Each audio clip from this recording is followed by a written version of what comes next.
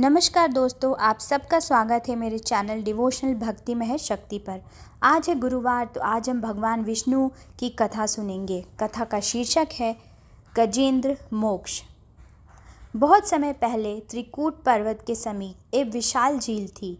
उस झील का जल निर्मल और स्वच्छ था। वहाँ अनेक प्रकार के कमल खिले रहते थे। उसी झील में गजेंद्र नाम का एक विशाल और बलवान हाथी अपने परिवार सहित निवास करता था। गजेंद्र बहुत वीर और गर्वीला था। उसे अपने बल और सामर्थ्य पर बहुत अभिमान था। वह सोचता था कि उससे बड़ा और शक्तिशाली इस संसार में कोई भी नहीं है। उसके इस अभिमान के कारण वह प्राणियों पर भी क्रोध करता था और उन्हें अपने पैरों तले कुचल देता था। एक दिन गजेंद्र अपने साथियों के साथ उस झील में स्नान कर रहा था। तभी झील में रहने वाला एक मगरमच्छ ने उसके पैर को पकड़ लिया। गजेंद्र ने अपनी पूरी शक्ति से छूटने का प्रयास किया, लेकिन मगरमच्छ और भी जोर से खींचता रहा।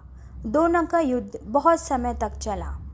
गजेंद्र थकने लगा, क्योंकि हाथी भूमि पर शक्तिशाली होता है, लेकिन पानी में मगरमच्छ की शक्ति अधिक होती है। कई वर्षों तक यह संघर्ष चलता रहा। अंत में गजेंद्र थक कर निराश हो गया। जब गजेंद्र ने देखा कि वह उसके बल से मुक्ति संभव नहीं हो पा रही है, तब उसे अपने अभिमान की भूल समझ आई। वह आकाश की ओर देखकर पुकारने लगा, हे जगत पालक, हे परमेश्वर, यदि आप सचमुच करुणा निधान हैं तो मुझे इस संकट से बचाइए। अब मेरा बल, मेरा गर्व सब व्यर्थ है। मैं आपकी शरण में आया हूँ, मुझे बचाइए। उसने अपनी सूंड में एक कमल उठाया और भगवान विष्णु को अर्पित करते हुए प्रार्थना की। गजेंद्र की हृदय से की गई पुकार सुनकर भगवान विष्णु वैकुंठ से गरुड़ पर सवार होकर तत्काल प्रकट हुए।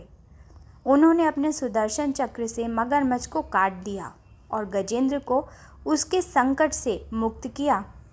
गजेंद्र भगवान के चरणों पर गिर पड़ा और कृतज्ञ होकर बोला, आपने मुझे मेरे अभिमान से मुक्त किया। अब मैं जान गया हूँ कि शक्ति, बल, गर्व ये सब क्षणिक हैं। सच्चा सहारा केवल आपका नाम और आपकी शरण है। भगवान विष्णु ने बताया कि वह मगरमच्छ वास्तव में एक गंधर्व था, जिसे ऋषि के श्राप से मगरमच्छ का जन्म मिला था। भगवान के स्पर्श से वह श्राप मुक्त हुआ और पुनः अपने स्वरूप में वह लौट गया है। इस कथा से हमें यही शिक्षा मिलती है दोस्तों, अहंकार का नाश। गजेंद्र के गर्व से उसे संकट में डाला।